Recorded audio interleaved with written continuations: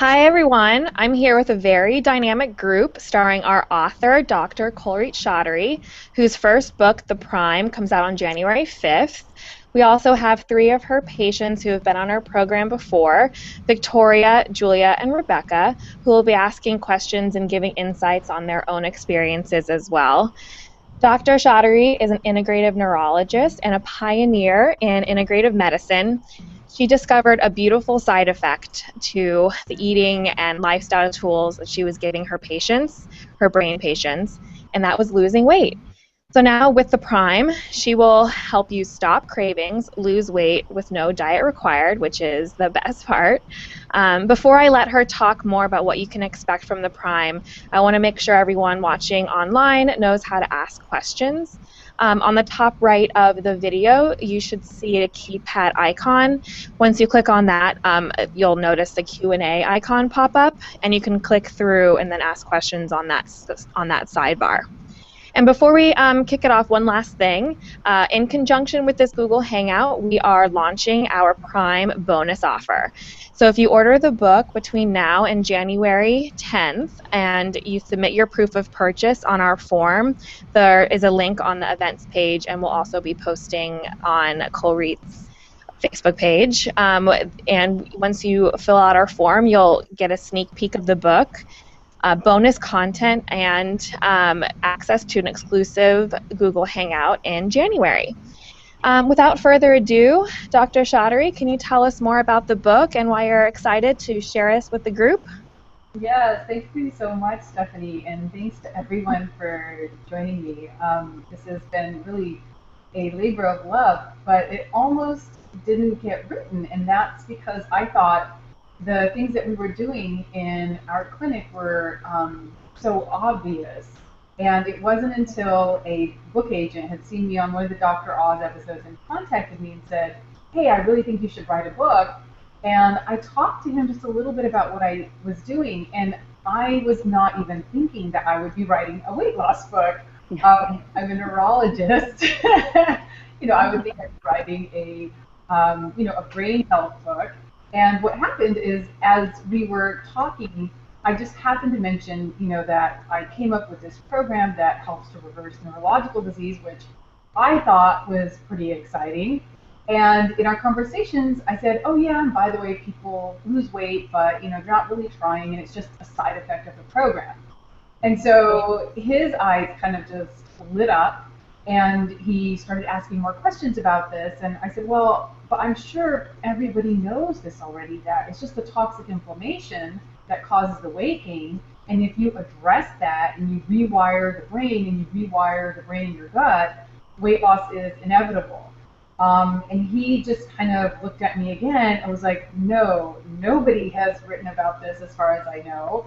And so the reason I'm so excited about it is it's a topic that I think a lot of people will relate to, and it's a topic that I think a lot of people have been very frustrated about.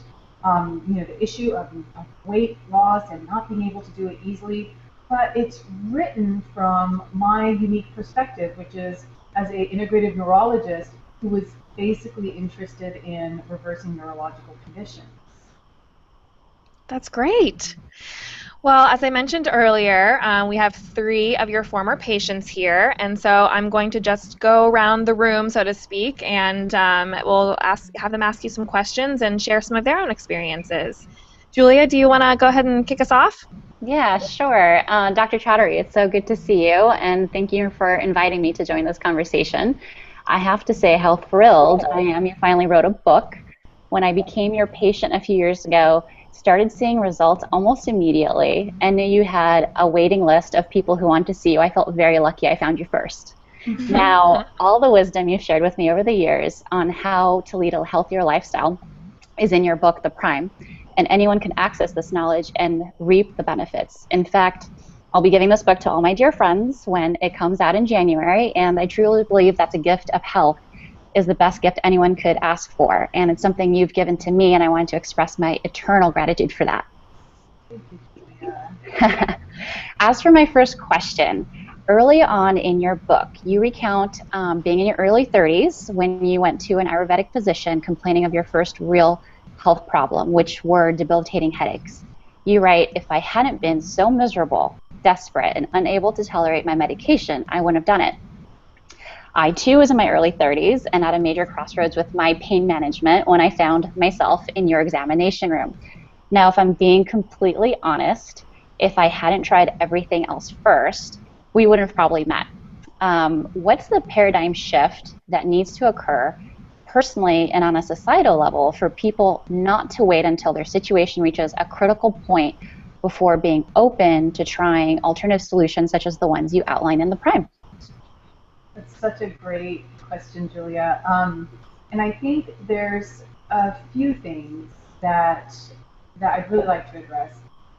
Number one, I was in the exact same boat as you mentioned, and so I have total empathy for people who say, sorry I waited this long, but I really didn't have the time, or I didn't have the energy, or I didn't have the money. And I think one of the paradigm shifts for people has to be for them to realize that you're actually sacrificing a lot when you're not paying attention to your health. In my case, for example, if I had known that the amount of creativity that I had, how far I go professionally was all tied up with my health, I would have jumped on this really, really early on. And I think people tend to look at health as something that's kind of over here, but they don't realize that it's actually impacting how far they go in their career. It's impacting the type of relationships that they're having with their families. It's just impacting on a daily basis how much energy and the level of enjoyment you have for your life. And so a big thing is just realizing that it's the underlying current for literally everything that you want to accomplish. And I think the other big thing is people tend to look at this as this is going to be hard. Like, I'm going to have to change everything overnight, and it's all going to be stuff that I don't want to do. And nothing could be further from the truth. It's when it's done properly, and that's exactly what I'm outlining here in the Prime. It's something that should be spontaneous, and that's why I say there's no diet required, because your body starts to change and wants to make all of the choices that it naturally should be.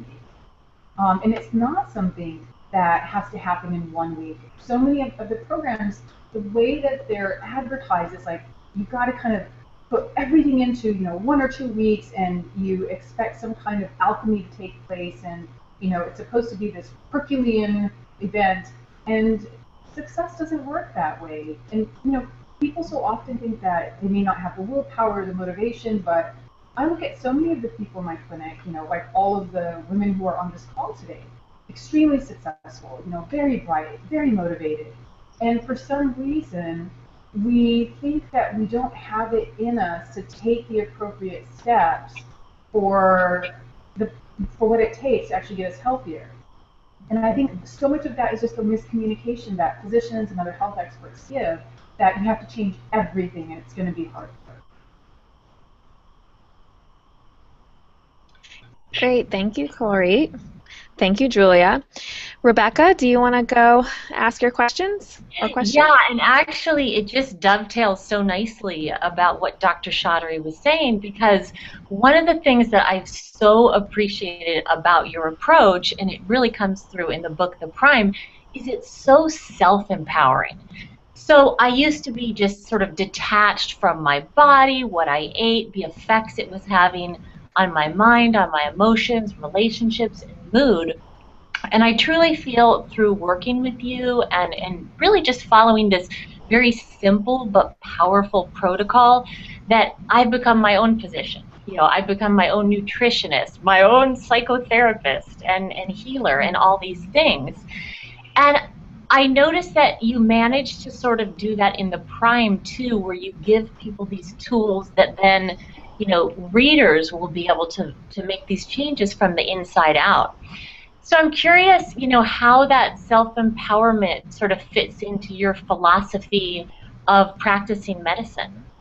Oh, Rebecca, I love your question. I think this is one of my core values, as a person and as a physician. And I was trained in the same world that almost every other physician is trained in. where we are the ones that are in charge and we're the ones that are in control with dictating what people should do. And I just don't buy into that. I think having a patient that understands, the way that their body works, the way that their mind works, and being the person that is there partnering with them is the most effective way to create lifelong change. And so many of my patients, just like for readers through the book, they'll complete this, and at the end of this, they have a really deep-rooted sense of what they need to do. I don't want to create codependency on my patients, and I kind of embrace patients that come in and want to take charge. And it's so hard for me not to think of Victoria's first visit, because she just kind of walked in, and this is still one of the visits that I will oftentimes refer to. And she was like, look, I've seen 15 neurologists, I've got your number 16 and I've got number 17 scheduled next week. And she just pulled out all this information and was just kind of like, let's go. And for me, like, that is the ideal patient, like somebody who does feel like this is their responsibility. It's ultimately your body. And I can go home at night and get a good night's sleep, whether, somebody's doing something or not, but you shouldn't be able to go to sleep knowing that you're doing something bad for yourself. So I think this is, kind of along with Julia's question of, this is just a huge paradigm shift that needs to happen in medicine.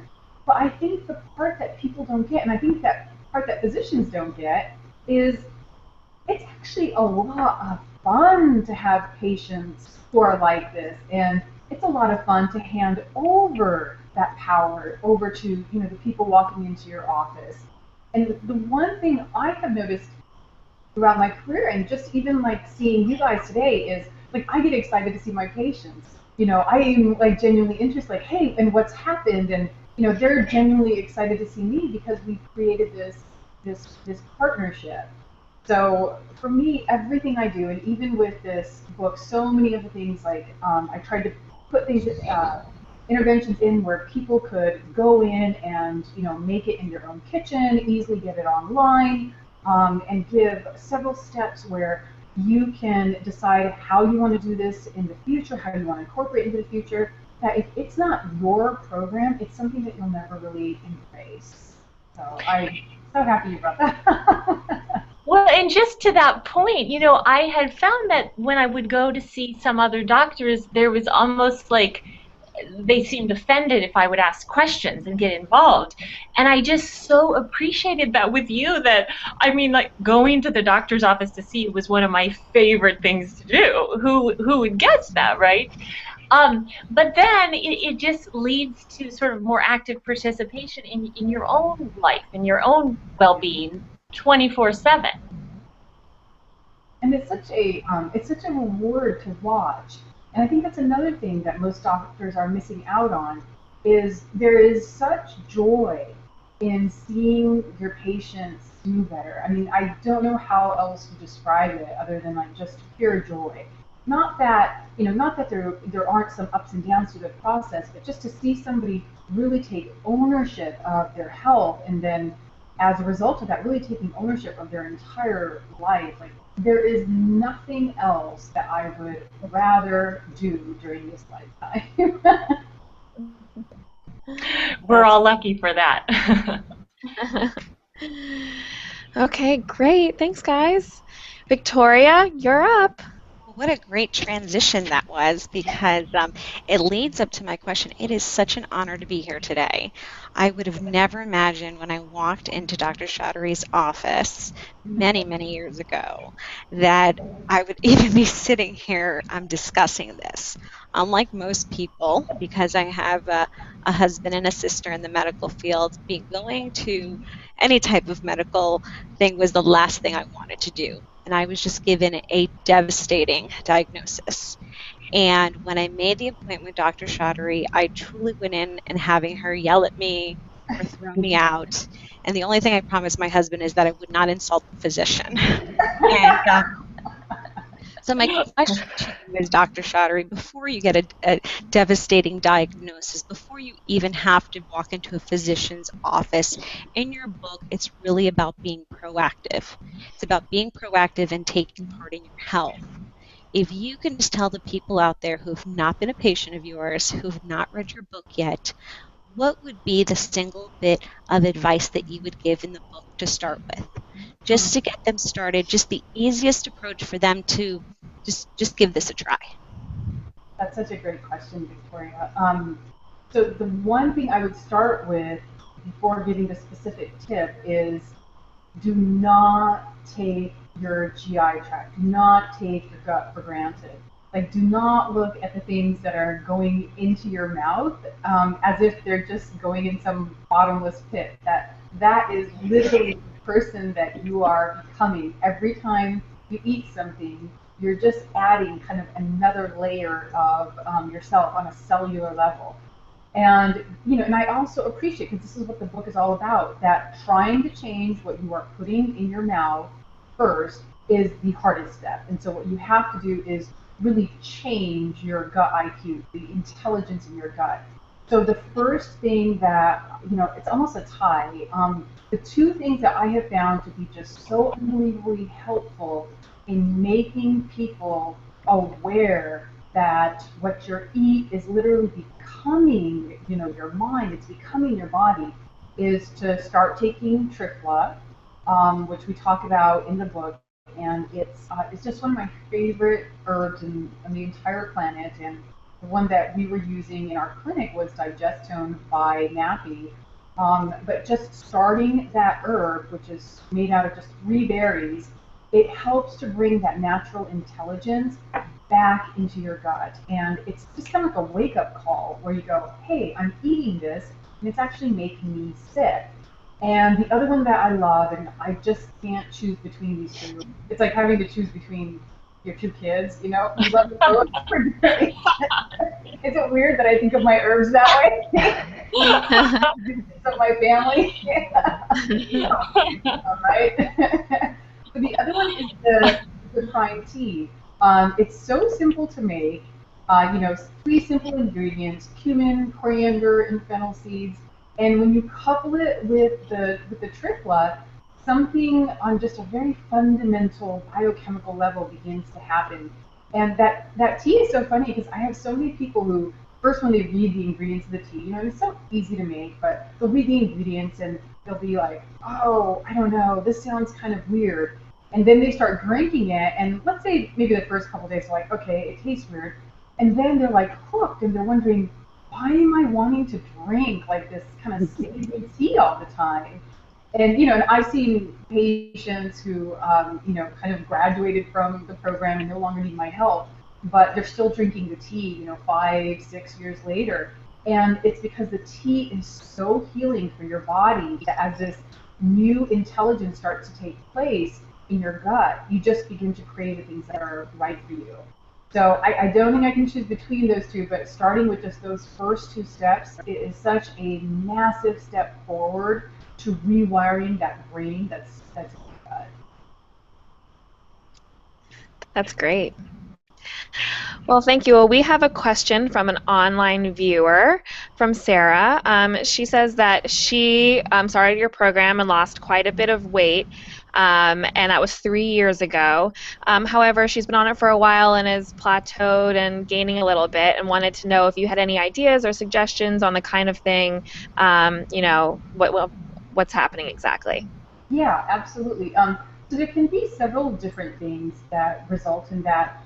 One thing that we go through in the book is different ways of actually tiering up the program, so that if you've hit this level and you're doing really well with it, go ahead and increase each of the interventions by this much. And one thing that we do differently also in the program is for the Google section, and this is kind of one of the most powerful sections where you start shedding the weight. I'm actually adding in several things that before I used to spread out, and they're all food-based, like the ginger gut flush, the prime curry recipe, curry powder. And I'm putting all of them together so that you get kind of a little bit stronger of like a burn.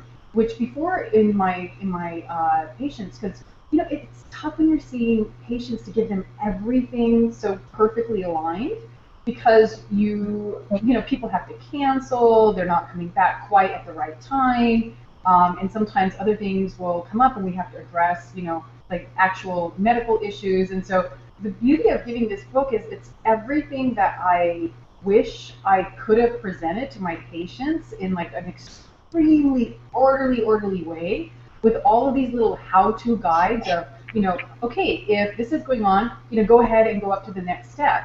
So there's several aspects in the book where you can actually, just pump up the program, so to speak. But additionally, we have in the last chapter a lot of the Ayurvedic interventions that I don't ask every single patient to do, but it's for the people who want to go a little bit further. And I would say that Sarah's in this case, and I actually know exactly which Sarah this is. And so, hi, Sarah. I remember all my patients. I miss them. I miss seeing them. But one thing also to do is the enemas, because the enemas have such a huge impact in your microbiome. And I hope you don't mind, Rebecca, if I kind of call you out on this, but Rebecca's like a huge fan of the enemas now. It's not something you ever think of people Saturday night, my date. I seriously can't now. If you want a good time with some oil, you'll have the flattest belly you've ever had in your life. Oh gosh, we had a really quirky kind of experience. The enemas are really huge for transforming, you from those kind of plateau states to taking it to the next level. But almost everything in that last chapter is exactly for that, taking it to the next level. Great. One more question from an online viewer, Judy. She wants to know an update on your clinic in San Diego, if it's still there. The clinic is still there. It's moved to a new location, but I had to retire in June, which you're probably aware of, simply because we're starting to launch some really exciting projects. It was devastating for me to actually have to leave my practice. I think I cried for like an entire month, and the first 6 months that I had to be without patients. I literally, I didn't know who I was not seeing patients. Yeah. The clinic is still there, and the reason why I've left is we're now launching these very large projects to help with really just completely changing the way that people are approaching Alzheimer's disease and diseases like diabetes, and we're working with people like many of the Native American Indian tribes in the U.S. To help an entire group. And so that's why I'm not there, but there's still, wonderful people who are still practicing there, and it's just at a new location, and all that information is still available on our website. Great, thank you, Kulreet. All right, well, Julia, want to go back to you? Yeah, so Dr. Chaudhary, you touched on this just now, but towards the end of the prime, you outline a few ideas on how to become super prime, and you talk about panchakarma. Now, panchakarma is still on my bucket list while on my road for your health and well-being. Could you tell us a little bit more about what panchakarma entails? And personally, I'd like to know what's left on your bucket list of health remedies to try, and what you're really excited about as a pioneer in integrative medicine. Oh my gosh, Julia, I don't even know where to begin. You've asked me a lot. We could do that for 30 minutes. So first of all, what's really unique about Ayurvedic medicine is there are many cleanses out there, but in Ayurvedic medicine, we don't even consider something as a cleanse until it goes really, really deep down. So for example, just in our first cycle in the book, which we call Activating the Biochemical Shift, most people would consider that a cleanse in itself. And for Ayurvedic medicine, like, you're just getting started. And so the book starts to get into the toxins that go really deeply into the cellular debris, but Panchakarma takes it even further. And I talk about this, in the book, that even environmental toxins, many of them which are lipophilic, which means they get stuck in your fat cells and they're just nearly impossible to get out, that even after 1 week you're able to pull those out. So I would look at Panchakarma as they're very specific Ayurvedic treatments that are geared to just kind of like squeezing in a very gentle and comfortable way, because it's massages. There's literally oil is poured on you like in every possible direction. um, but there's a value to that oil because it helps to get rid of all of those lipophilic toxins, because oil kind of pulls them out of the surface. So I would say it's like you're going even a layer in deeper. And the prime is a great way to get you started for that. But I'm always thinking like one day we'll just have like a group that all goes to India, and have a bunch of karma there. You can have it here in the U.S., but it's so magical to have it done in India. And then in terms of your question, for what am I excited about? There's two things. What I'm excited about integrative medicine in general, because I'm now in this new role of kind of playing more of the behind-the-scene role of bringing in these programs to large groups. I think a lot of people don't realize how many good people there are out there who are really serious about helping people on a national level. And because I get to work with them, I get to see kind of just the best side of medicine. And what I'm excited about is that there are people who care. I'm working with a team of them that really, really care, and they're coming from all different fields, and that there really is this amazing revolution happening in medicine. And we're not that far away, where people are starting to work together, even with insurance companies, and bring these, life-sustaining techniques. And what I'm excited about personally, Ayurvedic medicine, it's like it never has this end. There's always like something new in Ayurvedic medicine that you can do. And because I'm traveling so much these days, I've started to go to India now for 3 weeks out of the year and go to some of the best Ayurvedic practitioners on the planet. And some of the treatments that they have come up with, oftentimes are even family secrets. It's mind-boggling. So like that's what I'm doing on my downtime. I hunt out these people who are like in these teeny tiny little towns in South India, and they're teaching me even more things that I didn't even know were available. Great. I just want to say too that even though I was in mourning, and my whole family and list of friends that I sent to you were like in mourning when you stopped seeing patients, I so admire the work you're doing on a larger scale. And I also feel that the book really just like enables this wisdom to reach gazillions of people.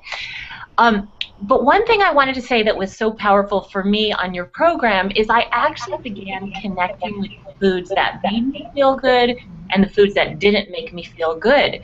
And it's like such a process of self-discovery, knowing really what's your own form of medicine. And so I wondered, because I stopped craving some of the junk food that I used to eat, and I wonder if you could explain the science behind that, how our internal biochemistry shifts so we actually crave healthy food. Yeah, and this is kind of the whole point of doing the prime. And thanks, Rebecca. It was funny because I started writing the book before I knew I was going to retire, but it seemed like just like perfect timing, that I could leave people with essentially all the conversations I was having with my patients. But this is something that I don't understand why in modern medicine we haven't put together, because there's so much that we know about neuroadaptation, which is essentially the process in which the brain becomes addicted to a substance. And there's so much that we know about the microbiome, which is essentially the group of bacteria that live in your gut. But people have not put this together in medicine of, the fact that food is now essentially being created to become addictive and how to get out of that addiction. And when I look at it, and I don't know if I just had kind of this unique privilege of working with patients on this so that it just became so clear and obvious, but I don't understand why more people in medicine haven't figured that out. It's not that hard of a challenge when you begin to understand kind of the wiring of it, and when you really begin to appreciate the connection that your brain in your gut has to your brain up here, that they're using the same neurotransmitters and that they're calling the shots. And so when people say, well, I have these cravings, my response is always, well, do you? I mean, is it really you? Or is it coming from the bacteria and the fungus that are growing in your GI tract that are sending the signals up to your brain? And so really it's understanding that hardwiring and then taking these interventions that essentially bring your gut back online, bring you back online so that you can make your decisions. That's absolutely what it feels like, and then there's no, willpower needed, because my boyfriend likes an occasional donut and he'll try to taunt me with it. And I'm like, honestly, there's nothing in me that even craves that food anymore. It just makes me feel so awful, and I really crave like my juices and my, vegetable soups and things. So it's really kind of magical. But also in the book you present the science behind it, which kind of helps convince the brain as well. Great. Well, Victoria, do you have anything? I do, and actually this leads a perfect segue. And my question is, we're hearing recently, even though Vedic, knowledge has been around for thousands and thousands of years, and I am testament to Dr. Chaudhary's integrative approach, and she mentions all the different things in her book. But my question to you, Dr. Chaudhary, some people out there may not even understand Ayurvedic knowledge and what all your recommendations are based from, and how this goes so much deeper than just yourself. Perhaps you can share with them like a little bit more about that and where this stems from. Sure. One thing that has been kind of fun in being involved in Ayurvedic medicine, when I first started it, I didn't come into the clinic and just say, we're now practicing, Ayurvedic medicine. Is it such a common sense approach to health? Food is medicine. You are what you eat. And there's so much research that happens to be coming out right now that is verifying, and validating all of the things that Ayurvedic medicine has essentially been discussing for 5,000 years. And so I get to be kind of in this unique position where I'm a pretty common sense type of person, and so everything has to be broken down into really kind of just simple bite-sized pieces. But I'm also in a position where there's so much research. I mean, just even the research that came out in Alzheimer's disease, Dr. Dale Bredeson's research in Alzheimer's disease, he was using so many of the herbal supplements we use in Ayurvedic medicine to treat this condition. And, just the research coming out on other things that we don't even consider supplements, like turmeric, to me, that's just a food. And so now people are starting to hear it both on the medical science front, and you have people like Dr. Oz and other people who are bringing it out into kind of the culture at large. And what I'm seeing is that when people hear me talking about it, there's not a whole lot about it that is that challenging. I mean, I think most of us now, even if we don't know how to change the way we're eating, most of us acknowledge that the way we're eating does influence our health. And that is one of the foundational steps of Ayurvedic medicine. So I haven't had as much challenge as I even thought I would have, but I think a big part of that is, just like in the book, we quote hundreds of studies. People are actually out there studying this now. And when you start to study things in such a large volume, you start to see patterns. And in the book, I'm basically just pulling out those patterns for people and explaining how you can do this on your own. Great.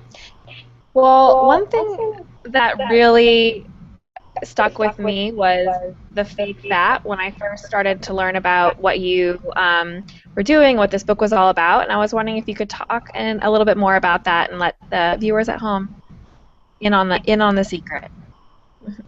I'm sorry, Cindy, could you say that just one more time? I just missed the last little part. Oh yeah, of course. I just was wondering if you wanted to talk a little bit more about the fake fat that you talk about in the book. Yes, so this is something that has actually haunted me. And Rebecca, I remember when you went through this too, because you were thin when you started this and you lost like 10, 15 pounds. And I think most people would have looked at you and been like, she doesn't have 10, 15 pounds to lose. And a lot of that is what I call fake fat. And it's something that, you know, I discovered like on myself, and that's why I kind of became an expert in fake fat. When you find something on yourself, it's hard not to become an expert in it. But what this really is just, it's lymphatic backup. And your lymphatic system is the garbage system of the body. And what happens is that when your body becomes inefficient in removing this fluid, and there's several reasons that it becomes inefficient. So, you know, part of it is just simply we're putting more inside of us. So there's more to process. We're also becoming more inactive, and this is a system that predominantly moves because of mechanical forces. And so what happens is you start to get puffy and swollen, and it's you know, it's a generalized process, but like for women in particular, they oftentimes will get it right here. I call it the lateral boob, you know, where we start getting like this fluid that's accumulating, and we're going, what? Like, you know, I know I don't have boob out there, but so what is this? It's just, and it's all just fluid that is accumulating. And there's ways of addressing this. There's actually ways of breaking that down, but it's a completely different approach than you would have from breaking down fat. And a lot of people, as they go through this, because we address this in both the first and second stage, like right off the bat, you know, they're like, I'm just peeing out my fat. And I'm like, well, it's not your fat, that's your fake fat, because it's really just all fluid that's accumulating. But even though it's not real fat, it looks like real fat. I mean, it still kind of prevents you from fitting into your clothes properly. You know, it still doesn't feel comfortable, but it's all a result of inflammation. And this is why, you know, a lot of my patients who came in, because I was never starting a weight loss program, I was starting a program for people to get rid of the toxic inflammation. That as they would go through it, they're like, I'm losing weight, and I didn't even think I had weight to lose, and that's the fake fat. And there's ways of knowing if you have fake fat. And we talk about that in the book as well. I feel like literally I lost like 10 to 15 pounds in cellulite from my thighs. And I would endorse the program for that alone. And that is one of the topics in our fake fat quiz, because, you know, everybody has like a little bit of cellulite, but, you know, you can be otherwise like have a small build, but have a bunch of cellulite, and that is a sign of lymphatic backup. That is also fake fat. I'm forever grateful to you for that.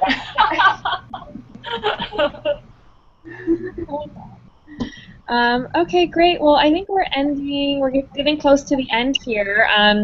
We think we covered a lot about what people can expect from the book and what you've been doing so far and what your patients have experienced. But before we come to a close, does anyone have anything that they want to make sure they say, or if there was one particular thing you wanted to ask that we didn't get to? I just wanted to thank Dr. Chaudhary, because the minute I met her, she was just on her own above anything else. And unfortunately, I went to her because of a devastating diagnosis. But the fact is, there were just additional things that happened, and having that weight loss and feeling great and just being able to get well again.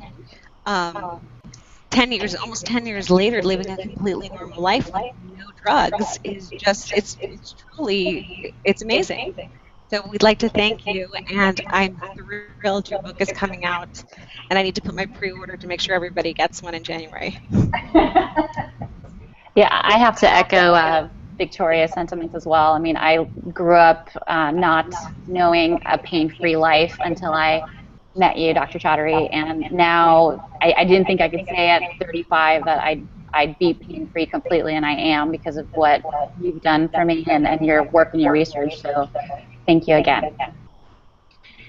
And I'll add to that too, that I feel like literally I've healed from the inside out from following your program, physically, mentally, spiritually, emotionally. It's just profoundly impacted my life. And I want to say, you know, in addition to food being medicine, you really introduced me to this concept of food as pleasure, true pleasure, where it's like the cells in your body dance with joy almost, because it's food that's just so nourishing. And being in touch with the body in that way, it's so satisfying. And I'm so excited that this wisdom can reach all the readers now. Thank you guys so much. It's been such a pleasure working with all of you, and thank you for helping me essentially to extend kind of the conversations that we had. And well, I felt like there was just a tremendous amount of love in our clinic, and I'm just really excited about extending that to all the readers. You guys are gonna make me cry. Thank you.